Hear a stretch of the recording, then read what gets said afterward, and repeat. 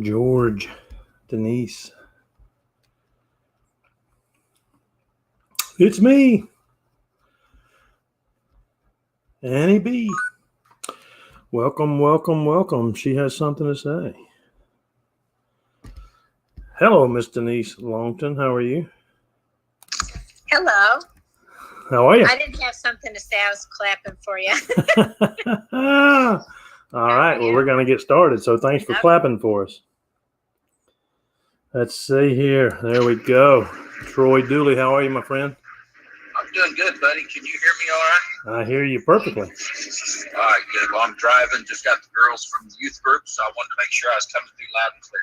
Nice, nice. So, well, we are live on Facebook, and we are live in the MLM group, and we're live on Clubhouse. So it is 8 o'clock straight up, and so we'll get this party started. I just want to welcome everybody back to the MLM Voice, and excited tonight to have an amazing, not only a mentor, a leader, a trainer, but just a legacy in this industry joining us tonight. And for those of you who are watching in different channels, this is going to be recorded. But, you know, Troy Dooley has been in this industry for many, many years, and he's not just highly respected for his knowledge about building teams and about what's going on in the industry, and about, you know, he has been a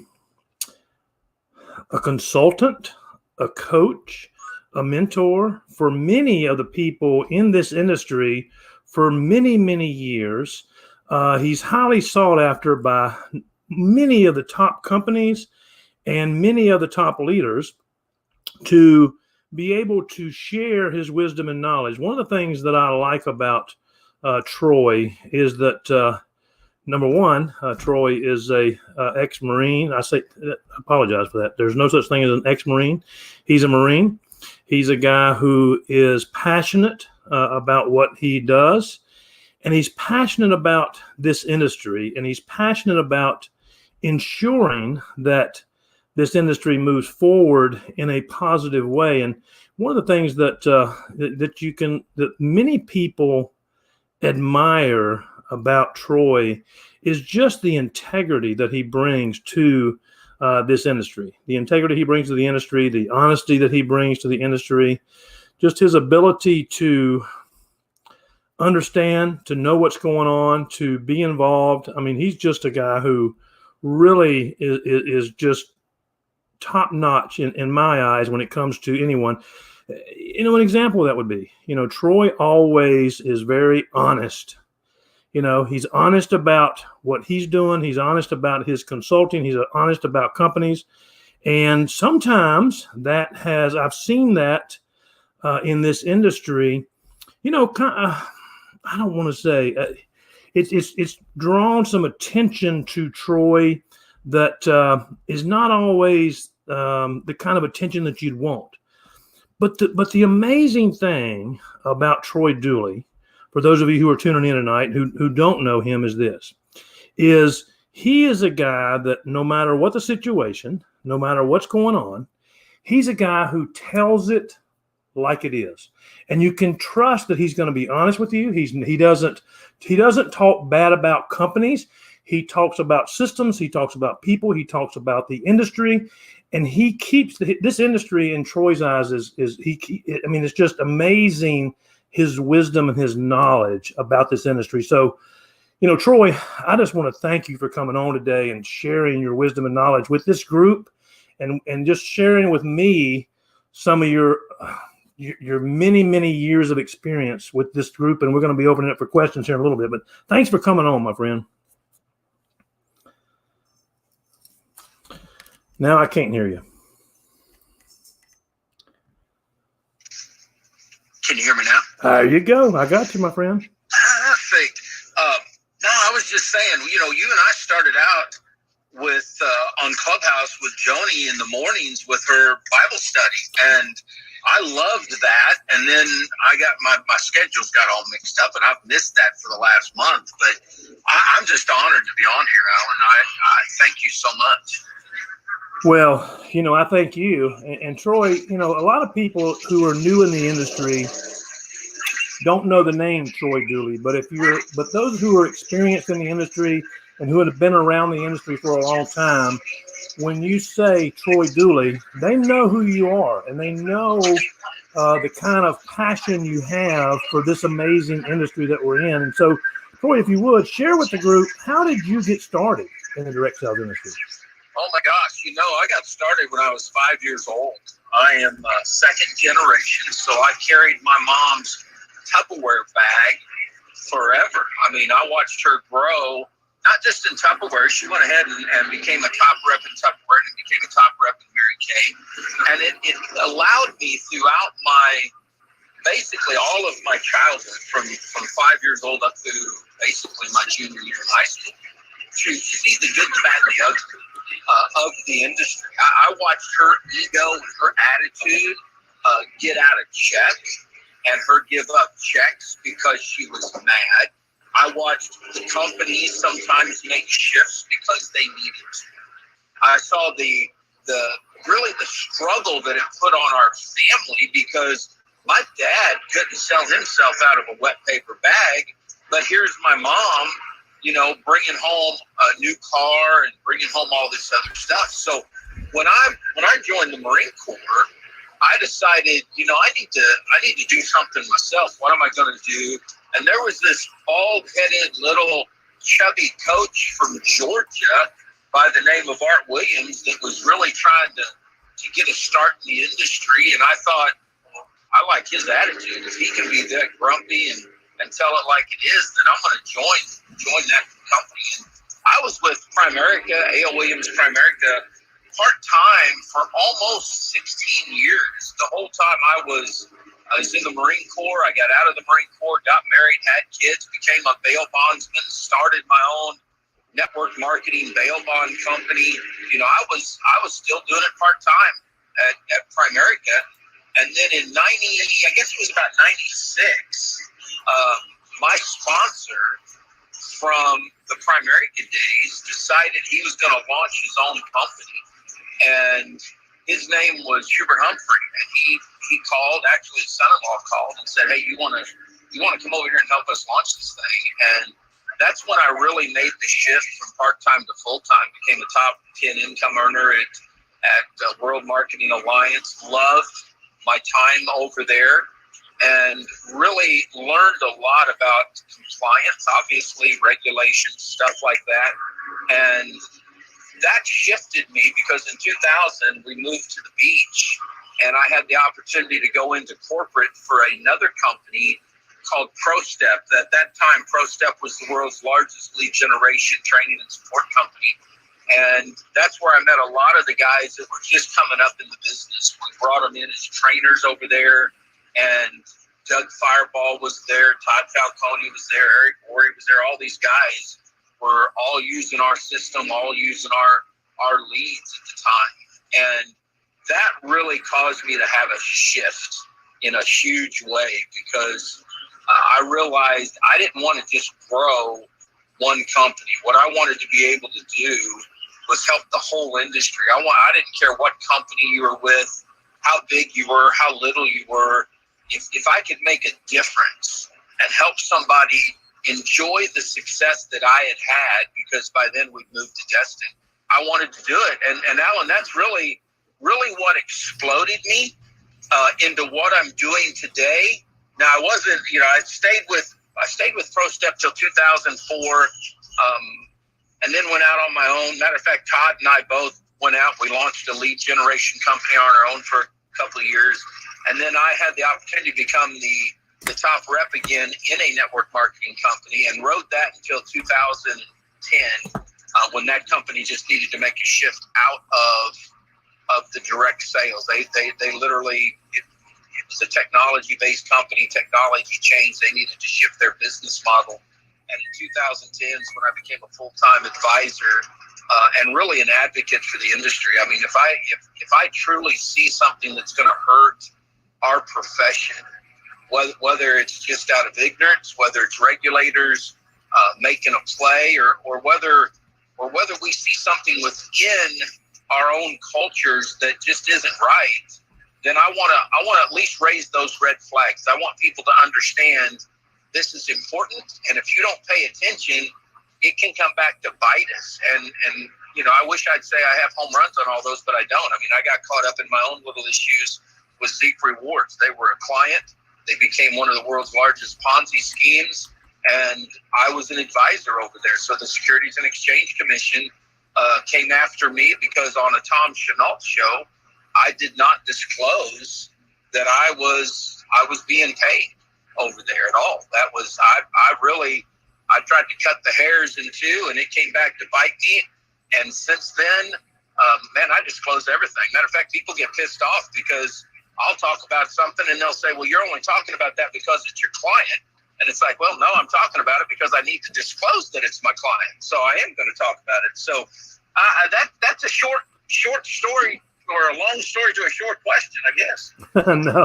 No, that's great information. And I tell you, Troy, your passion for the industry, and now that, I didn't know that you had followed your mom around since you were 5 years old. That's powerful. But, for those of you who don't know, Troy has the Doolies.com. He has MLMHelpDesk.com.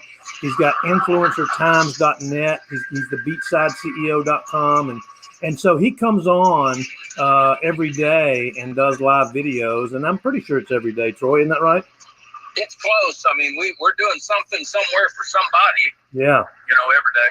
Yeah, and when he talks about that, and when he talks about disclosing, Troy, you seem to be the guy, the figurehead in the industry that when there's questions about a company, when there's questions about the industry, when people have issues, you seem to be the one that they go to and that they want to get his opinion. And that's strong. That's powerful. And what I think the reason, my observation anyway, the reason that they do that is because you just said it. You're honest about it. You tell it like it is, and you do disclose, and that's all powerful. If you look back over your career in this industry, if you could have done things differently, or done one thing differently, or a couple of things differently in your time, your career in the direct sales industry, what would that be? I would have got out of my own way. I let my ego really mess me up. I would say the majority of my career that I was in the field. I would listen to the system guys. They would tell us what needed to be done and how to do it. And I would use the excuse, and I really do.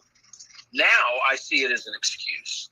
And I would say, well, that's not my personality. That's not how I do business. That might be good for you, but it's not good for me. And that truly did cause me to stay part-time longer than I wanted to, because I just wouldn't listen to somebody else. Yeah. I get it. I understand. When I came in this industry, I knew Art Williams way back in the day too. And I mean, just the guy is just amazing. I live here in Carolina Beach, North Carolina, and he owns I want to call it a resort, Airbnb place up in the mountains of North Carolina. And he's such a great guy. And, he's I don't want to say he's come out of retirement, but he's sharing some of his wisdom and knowledge here lately. And so, when that brand new person, the industry has changed so much since then. And, a lot of things, especially in the past year with COVID and the situation that we run into. So when you're talking to somebody, Troy, you've been around this business again since you said you were 5 years old. When you're talking to that brand new person, that person who says, Troy, I just joined the industry. What's your advice to that brand new person who's brand new in the industry? When I'm talking, and I get a lot of messages. I wish I could help more people these days, but there's just not enough time in the day. But the first thing that I usually ask somebody is to tell me what their story is, because if I can hear what their story is, then I can usually very quickly figure.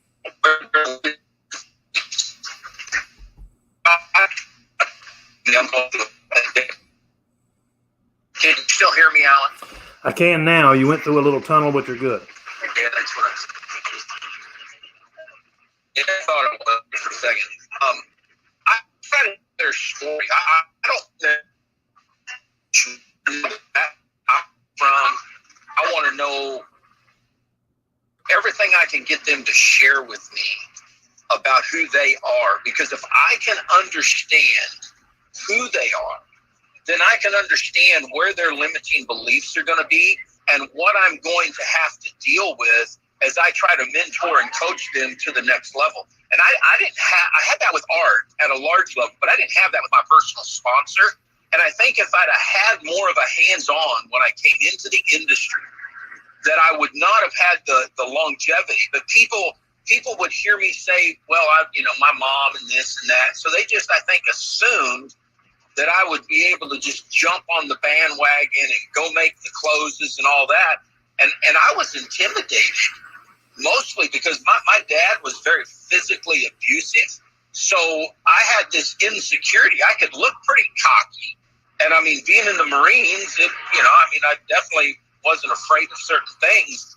But man, if I had to sit down in front of people, yeah. I would sweat. I didn't know what to say. So that's what I do now. I get to know that individual so I can try to help to guide them past where their limiting beliefs are going to be. Yeah. I agree. It's interesting in this industry, being a Marine and being a veteran, and definitely appreciate your service and your service to this country and to all of us out there. I find it interesting that more veterans are not involved in this industry than there are. Do you have any thoughts on that? Well, it's no, I don't. In the old days, one of the things we do is we go to the job fairs and stuff on the bases and market the opportunity at primary. I will say that. I think today what happens is the outlook of our veterans are seen a little bit different. So people don't realize the magnitude of bringing a veteran onto the team, somebody who has gone through quite a bit of life experience that other people wouldn't see.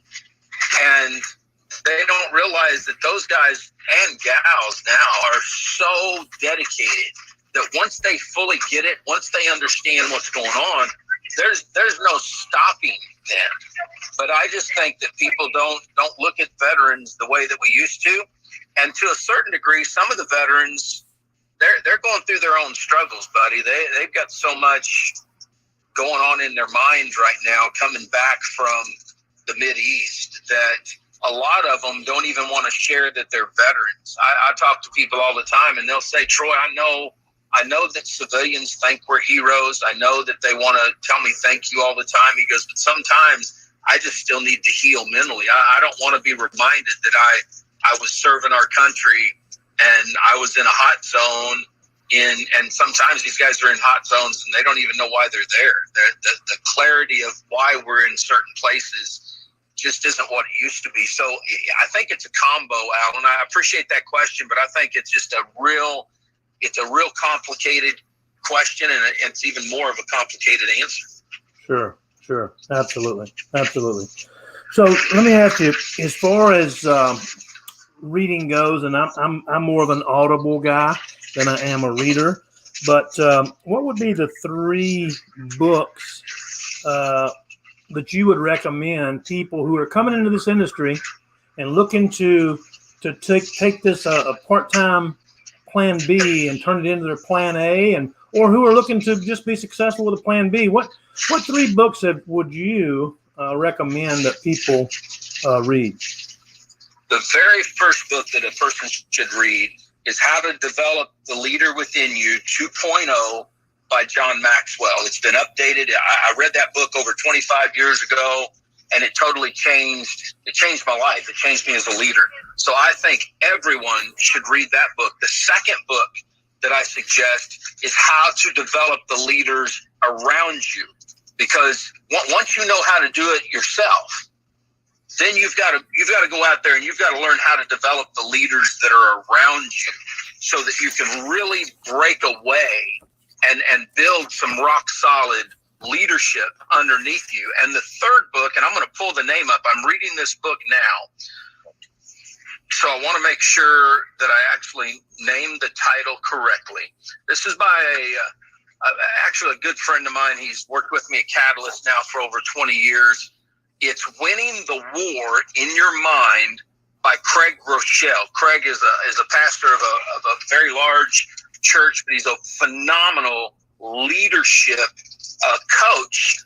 And what makes this book so unique, Alan, is that Craig had a mental breakdown right at the height of his career. He just was overloaded. And this book, for anybody that has a spiritual background, this book actually ties psychology with the Bible to where he literally shows where science and the Bible intersect and work. And this book right now has helped me I'm 57, been at this a long time, and I am breaking through some limiting beliefs that I have. So those would be the three books right off the top of my head. That's powerful. That's powerful. And talking about that, in leadership and of course, Winning the War in Your Mind I love Craig. I think he's, he pops up on my Instagram all the time, mainly because I listen to his stuff all the time. And then same thing with YouTube. I follow him on YouTube, and he really does have some great stuff. So with that thought in mind, what do you think is the most important attribute to being a successful leader in this industry? Becoming empathetic and listening. I see Lorraine here, and that's something that I've learned from her over the years, is that you have to learn to listen. You can't go into any meeting that you're having, whether you're marketing your product, your service, or whether you're wanting to build your team and you're looking at this from finding Main Street entrepreneurs to work for you. You can't do it by always talking. You have to be willing to listen, hear the story, know what their needs are, know what their wants are, know what their desires are, and then you go into what a lot of people call the pitch. Now, nobody likes to be pitched, so I've always used the word presentation. You go into the presentation and you streamline it for what that person that's across the table from you needs. And that could be a virtual table. Everybody does social media and stuff, but whatever it is, when you're making that contact, you have to do it from an empathetic ear. If you're not using empathetic marketing today, they're going to shut you down, because unlike when you and I were coming up in the businesses that we've been in, Alan, this is a consumer's market. This isn't the seller's market right now, and you've got to be able to hit them where they need to be hit, or they're going to turn you off and go on down the road. Yeah, that's so powerful, and so many times people, it's just like you hear people say all the time, spend at least 80% of your time listening and 20% of your time talking. And if you're talking more than 20% of your time, you're talking too much. Absolutely. Yeah. So, we had Kevin Thompson join the room there and Lorraine, and we appreciate that. And if anybody wants to add anybody to the room, you can always push the plus button down there and invite people to come in and listen. And I have one more question for you, Troy, and then we'll open it up for questions. We're live on our Facebook group too. We've got and YouTube, and so we've got quite a few listeners over there as well. And so, where do you see, this industry is changing so dramatically with social media, with internet, with it's just I remember the days when we had a VHS tape and we said, here, you talking about, warm market, it was who could get close enough to you to hand a VHS tape to. Yeah. And say, take a listen and listen to that. I had Lisa Grossman on, and she was saying her minimum 2 a day. And she said she went to the 7-Eleven one night in her pajamas and threw a cassette tape over the counter and said, listen to this.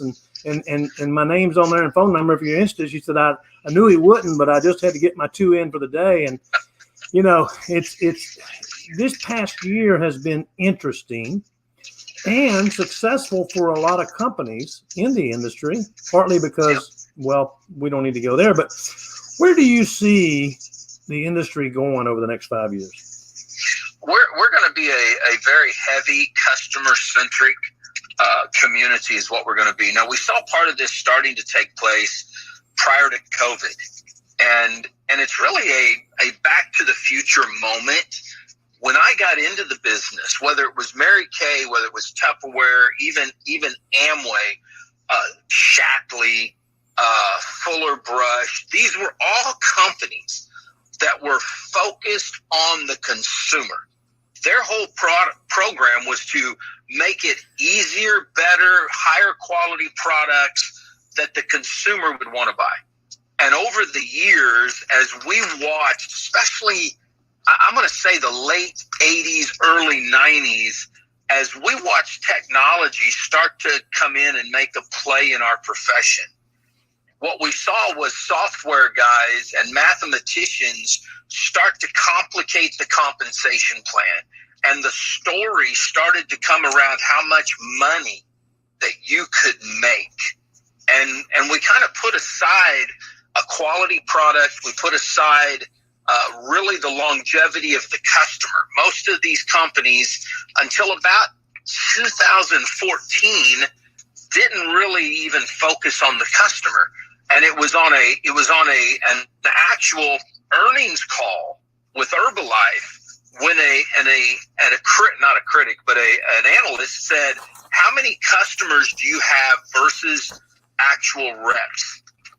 And here's Herbalife, a multi-billion-dollar company, and they could not answer that question. And we all know what happened afterwards. That was a bloodbath and a battle that took place. But it was a defining, tipping moment in our profession where all of a sudden I think there was a wake-up call and people started to realize we need to put out decent products. And a lot of the new companies have done that. And you see good quality products. And I think we're going to continue to see that.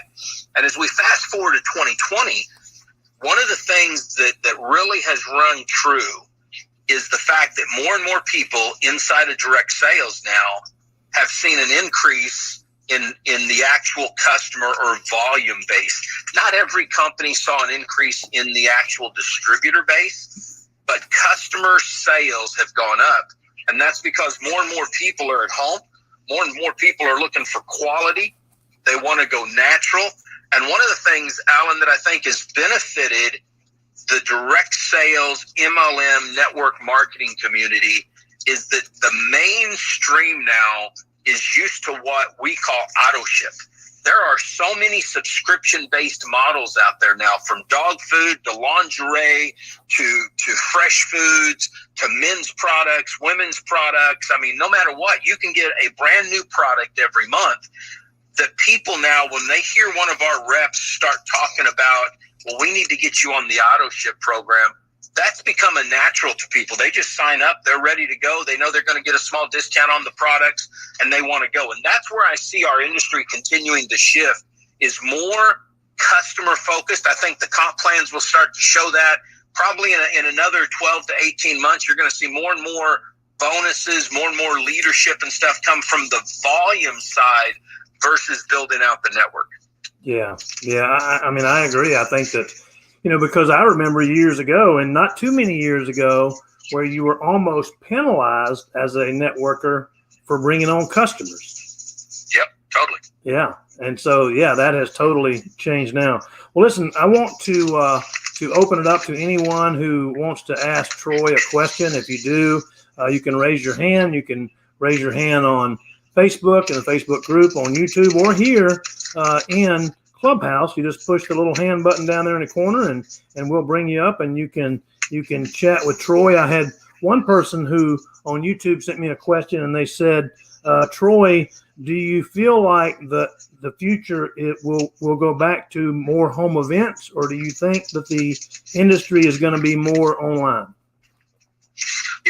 That's a great question. And I think we're going to see a division for a while. I think most of the states that are in a more northern climate are still going to do more and more virtual than the reps that are in the South. The reps that are in these what we know as red states, and I'm not trying to get political, I'm just using terms people will be used to. They have allowed people to get together quicker, get together faster. And we're seeing people have small meetings, have events. Matter of fact, my first speaking event coming up here in a couple of months, and it's because people now are wanting to get back together. So I think we're going to see an increase in the southern states where the reps are, where they're going to be willing to have a home meeting or a face-to-face at a Starbucks. I don't think we're going to see it near as fast in some of these northern and western states. But as a whole, as we progress, I think we're still going to see more and more people going online. It is more of a rejection-proof way of marketing than having to put yourself out there. And I just think it's going to be the norm. We already have seen this with Zoom and some of these others. So I think online's still going to be growing in the way people do their business. Yeah, I agree.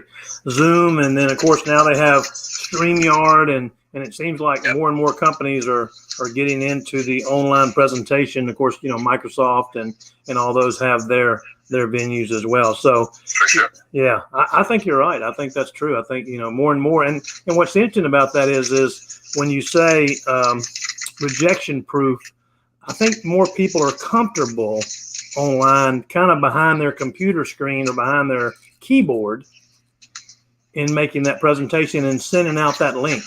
I totally agree with that, Alan. I'm not going to do it in the room, but I have got a list of former top income earners in network marketing, and they are now what I would call the pioneers of affiliate marketing. They got tired of the rejection, even with all the money that they had made. They had to keep rebuilding their teams. They had to go out there when companies failed on them, and they were the first wave of the affiliate marketers. And if you look at the way that a lot of online systems go today that we use inside of network marketing, they were created by these guys that said, look, let's use email marketing. Let's use the rapid funnels, click funnels, all these other companies, because what they call sifting and sorting, I think if you and I set them down and we just had a little come to Jesus meeting, they would flat tell, hey, I just got tired of the rejection. I knew that, hey, if you say no to my email, that's different than you saying no to me face to face. Yeah. And when you can pop out, 2,000, 3,000, 5,000 emails in a day, the productivity rate changes dramatically than having to reach out personally to that number of people. For sure. Yeah. Absolutely. Got it.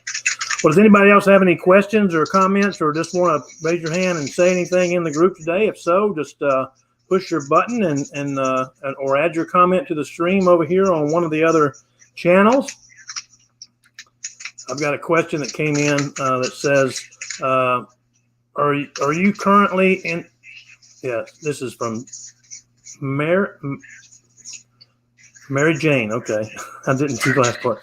Mary Jane says, are you currently in the industry building, or are you doing more consulting? Everything I do now is from a consulting standpoint. I stopped building a organization in 2010. And then I will say this, in 2012, one of my clients I just thought was a phenomenal client. And my wife and I talked about it, and we said, look, why don't we tell everybody we're still going to do consulting, but we're going to build a small organization. And I tell you what, Alan, that didn't work at all. Yeah. My clients don't have any problem with me taking money from their competitors, but they sure don't want me in the field building with one of their competitors. So that was a short 2-week period. We went back to, okay, we're not going to build a team. We're going to go out here and do what we do best. And that's work with people. And that's what I do. I work with high income earners in the business. I give away a lot of free time to the people that are in the middle and just starting out. And then I do lately I've been doing a lot of professional witness stuff for some court cases. So, all we do now is consult and really try to build up the profession. I do sit on the board of directors of the Social Selling Network, but no more building in the field whatsoever. Gotcha. That's awesome. Yeah. And so John says, we've got Christine and Tom joined us too. If you got a question, raise your hand. John says, with all the trainers out there, I see trainers popping up everywhere with courses and videos looking to train us. Where do you think that industry's going? I think the industry is saturated right now. I think everybody thinks you can make money being a trainer. Todd Falcone is a prime example. Here's a gentleman who started out as a networker building some large businesses. He built a great training platform and training business over the last decade or two. And then just this year made an announcement that he was going back into the field. And the reason I think he did that, number one, is so he didn't have to travel as much. He could hang out with his family. But the second reason is there's so many people that pop up that call themselves a trainer, call themselves a professional coach, call them all this stuff. And when you listen to what they have to say, it really is regurgitated crap from the 80s. Mm-hmm. And it's frustrating to me. So if somebody's thinking, I'm going to become a coach, I'm going to tell you now, don't try to do it inside direct sales because you're not going to make any money at it. If you have something that's new, if you have something that's unique, if you have something that truly can help people, that's a different ball game. And if you think that you can be a blue ocean trainer and dominate and really change the industry, I think you go for it. But if you can't do that, then I'm going to tell you right now, you need to be building an organization and you need to be proud of that fact. And you need to give all of your efforts to your team so you can give them all a leg up too. Yeah, I agree. You know, you mentioned early in the call talking about working with people and helping them learn how to have belief in themselves and belief in the industry. And I think that in itself is where the unique training happens when people are, you know, it's like you see people out there nowadays online and they're 24-year-old life coaches. And I'm like, when I was 24 years old, I wasn't sure what life was about, let alone going to coach somebody else. And so, you know, you mentioned it earlier. I think that's what is needed is to be able to truly help people believe in themselves and believe in the system and be able to believe that they too can accomplish their goals, because I truly still believe to this day, you know, that this industry is fair to everybody, not just you and me and some of the people on the call here who are, you know, have been in this industry and created success. But I think a brand new person can come on today and create success in this industry and do better, whether they're from Yale or jail, and have more success than they can out there in the business world. What do you think about that? I would say so. A matter of fact, I have it's a small story, and I won't even remember the guy's name, but he was with me over in Primerica, never made a sale whatsoever. But the training, the education, the learning that he got, the fact that he was out there trying to make sales, all of that propelled him in his main career, and he ended up getting promoted to be head of security at the Dallas Cowboys Stadium. So when you look at what we have in direct sales, if a person won't compare themselves to everybody else, if they'll just go out there and say, I can be somebody, I can learn, I can overcome, I can do this, and they're with a company that rewards both personal sales and team sales, then they're going to find what really works for them.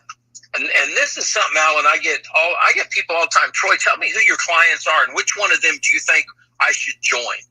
And I tell them, I don't think you should join any of my clients. I think you need to join the company that's right for you. Do you believe in the products? Do you trust the leadership? Is this something that you can go out and talk about because you have a personal experience with it? You know, if everybody goes around chasing the next golden pot, they're going to fail. And that's part of the frustration I have with our profession is we will see people jump from a good company earning some $500, $600, $700, $800 a month, and they'll go join the brand new company thinking, oh, if I'm just on the ground floor, if I'm just the first one here. And I'm going to tell you what, being the first one in a company sucks. And I wish Brett Matheny was on the call with us tonight, because Brett has been with more startup companies as the MLM ambassador than you can shake a stick at. And he'll tell you the honeymoon doesn't last very long.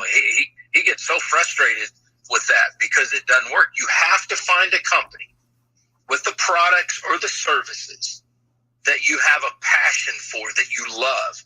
And if you do that, then slowly, I mean, it's a methodical. There is no, I don't know who came up with get rich quick, but get rich quick doesn't exist in MLM. I'm going to tell you that right now. It's going to be a long, tedious battle, not because people don't want to buy your products, but because of the person you're looking at in the mirror. You're going to be your own worst enemy. Yeah, I mean, that's so true. You will not, you hear a lot, but this is a personal development industry with a compensation plan attached. Amen. Yeah, I agree with that. And no one in the industry will outgrow their own personal development. And so many times people get confused on that. And you're right. You see them jump from one company to the other. And sadly, they run into somebody who sells them a bit of sunshine, and they think, well, this is the golden nugget that I've been looking for. And the reality of it is, you said it earlier, the answer is in the mirror. Yep. The answer is in the mirror. Alan, that's the biggest problem. And today especially, and I think we had it when you and I were coming up in this profession, but I swear it's worse ever now, and it's because of social media, because we give people kudos all the time. Mm-hmm. So all of a sudden they stop really looking at reality, and they start believing their own press, whether it's real or not. And that's one of the things I stopped a few years ago. And I just tell people, if it's good, it's good. If it's not, it's not. And I don't have a problem looking at my friends and saying, you're full of yourself. You got to stop that. and the reason I do it is an old commercial. I don't even know if this commercial's on TV anymore, but I think it was Mad, Moms Against Drunk Drivers. Used to have a commercial that said, friends, don't let friends drive drunk. Mm-hmm. And that really, man, it just got to me, even as a parent, because I've had people say, you can't be your kids as friends. And it's like, well, I've been all my kids as friends, and I'm still their parent. But I'm the same way with the people I run with. It doesn't matter. I mean, it could be Kevin Thompson, it could be Lorraine, it could be you. If I see you do something and it's like, man, that's not you. What the same hell are you doing? I'm gonna tell you, you need to check yourself. Go talk to your wife or your best friend or somebody, because, man, you're acting really weird out there all over the place, because people they got this vain streak in them. And we see it a lot with the younger generation. They're putting up all the lifestyle crap and all that garbage, and half of them are just all on rented property and rented cars anyway. But, if you let your ego get out of check, you're going to be part-time in this business. Matter of fact, you probably won't even be part-time. You'll probably be spare time, because you're going to have to go get a real job. And, that just happens. I've seen that. Gosh, Al, I'm going to turn it back over to you, but I've seen that with leaders. I've seen leaders in this profession, and I mean, they really are leaders. They're good people, but their finances are upside down. They get ousted by a company, or the company goes bankrupt, and I'll get a phone call. And, hey, Troy, can I borrow some money? Mm-hmm. I just until I get back on my feet, because they're burning through their cash worse than somebody that had a 9-to-5 job. Yes, so true, so true. I want to remind everybody that if you have a question, please raise your hand. We'll be glad to answer those questions. But one thing I want to tell you, what you're talking about there, Troy, and social media has been one of the greatest things to happen to our industry, and also one of the worst things. But for me personally, I mean, people now have this impression that I'm not pretty enough, I'm not attractive enough, I'm not in good enough shape, I can't do a video with me looking like this, and they think it's. And I always tell people are not who they post to be. Amen to that one. And listen, it's not about looking good or being good looking, because if that was the case, I'd have been out of this business a long time ago. It's about the value that you bring, the heart that you bring, the passion that you bring for helping others. And it doesn't matter, how young you are, how old you are, what your background is, whether you're wearing a size 2 or a size 20, or whether you're, got a 36-inch waist and can lift, 500. None of that matters. And that's where people in today's world get confused, get frustrated, don't believe in themselves, because they see all this glitz and glamour, and they think that's what it's about. And the reality of it is, as you and I both know, it's not. No, it's not at all. And matter of fact, I shot a video today. I'm going to put it out tomorrow. based on that. I listen to the CEO of a company, and I don't usually get really frustrated with company CEOs when they're out there promoting their business. But this guy, he's just an interesting character. And he did a video on Friday, and he called the president of one company. He said, she's just fat. Nobody's going to listen to her. Then he says, well, this guy over here, look at all the blubber on his body. Do you really think he knows anything about health and wellness? And then he smiles real big with his fake white teeth because he's got these fake white caps on, and he's talking about how fancy he is. And I'm sitting there thinking, man, you're the most vain individual that I think I've ever met. Mm-hmm. And I don't know who the people were he was talking about because he didn't have enough gumption to call them out by name.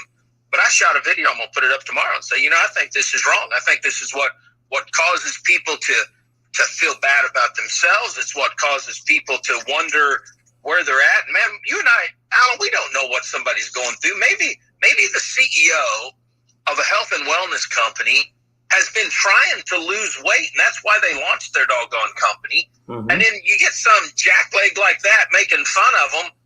Man, we've seen the richest people in the world. We've seen the best celebrities commit suicide because they have insecurities inside. And I just refuse to let that happen in our profession. We've got great people over here at every level trying to make it, and they don't need social media out there to think, okay, I got to do this. I mean, heck, I've had to smack people from a compliance standpoint because they use somebody else's before and after picture and put their name on it. And there's no reason for that. Just be proud of who you are and where you're at, and don't worry about what somebody else looks like.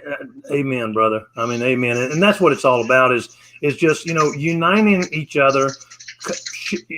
I heard the other day, I say it again, I say this a lot. Our goal needs to be to aspire to inspire until we expire. Amen. And that's what, that's what creates positivity in our industry. That's what creates, the people come, because listen, here it is. We want to reach people wherever they are in life, whatever their background is, and let them know that, you know what, we have an industry here that will support you and encourage you. And we're all in this same thing together. There's plenty of room for all of us because there's how many billion people in the world. And there's so many of them that are looking for an opportunity, that they're looking for somebody to, one of my favorite books is How to Win Friends and Influence People. I've got it queued up right now in my Audible.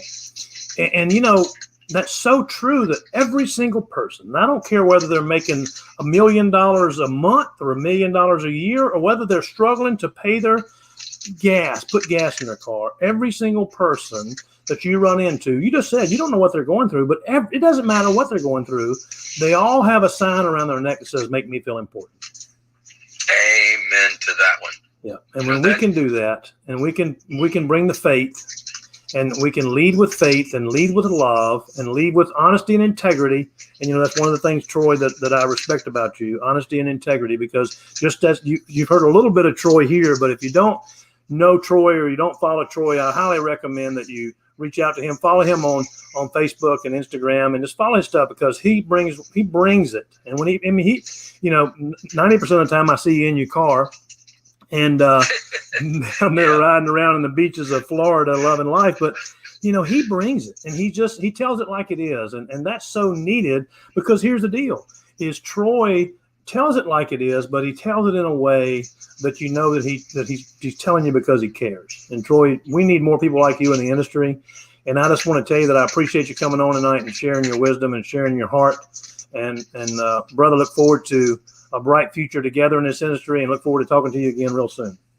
Well, I appreciate being here. It's always an honor, Alan. So anytime you need something, all you got to do is reach out. You got it, my friends. Well, hey, everybody, listen.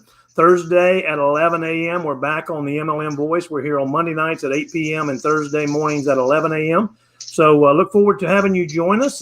Follow the people in the room who you see up here who are followed by the speakers, and those in the room. Click on their link and follow them, because people in here are looking for knowledge, but there's also some amazing people in here sharing wisdom, just like Troy. And we appreciate everybody joining us tonight, and y'all have a blessed night. Bye-bye now.